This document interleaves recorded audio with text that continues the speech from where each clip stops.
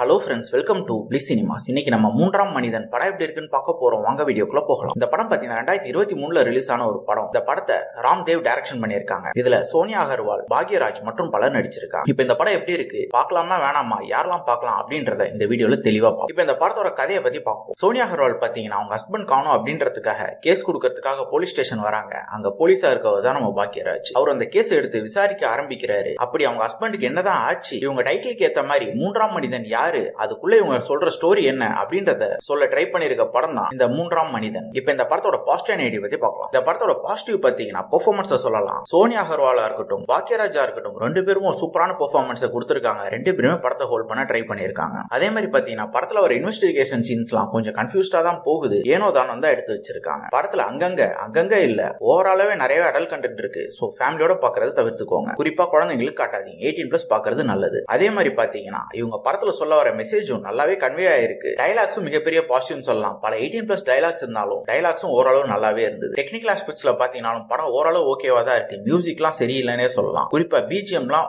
ஓவராலா நம்ம கனெக்ட் ஆகவே இல்லை. சினிமோட்டோகிராஃபிலாம் ஓரளவு நல்லாவே பண்ணி கொடுத்துருந்தாங்க. சவுண்ட் எஃபெக்ட்ஸும் நல்லாவே இருந்தது. இவங்க கேரக்டர் ரைட்டிங்கும் முக்கியமான கேரக்டரை தவிர யார் கேரக்டருமே பெருசா எழுதல. ஸ்கிரீன் பிளேலயும் பாத்தீங்கன்னா பயங்கரமா கோட்டை விட்டுருக்காங்க. படம் ஆரம்பிக்கிறது ஒரு இடத்துலயா இருந்தாலும் முடியறது ஒரு இடத்துலயா இருக்கு. அந்த அளவு தான் இவங்க எடுத்து வச்சிருக்காங்க. நம்ம ஆல்ரெடி சொன்ன மாதிரி படத்துல அடல் கண்டென்ட்டும் நிறையவே இருக்கு. இவ்வளவு அடல் கண்டென்ட் தேவையா அப்படின்றது மிகப்பெரிய கேள்விக்குறி தான். ஓவராலா பாத்தீங்கன்னா இது ஒரு ஒன் டைம் வாட்சபிள் படம் தான். வேணும்னா ட்ரை பண்ணி பாருங்க. இன்னொரு வீடியோல சந்திக்கலாம். தேங்க்யூ.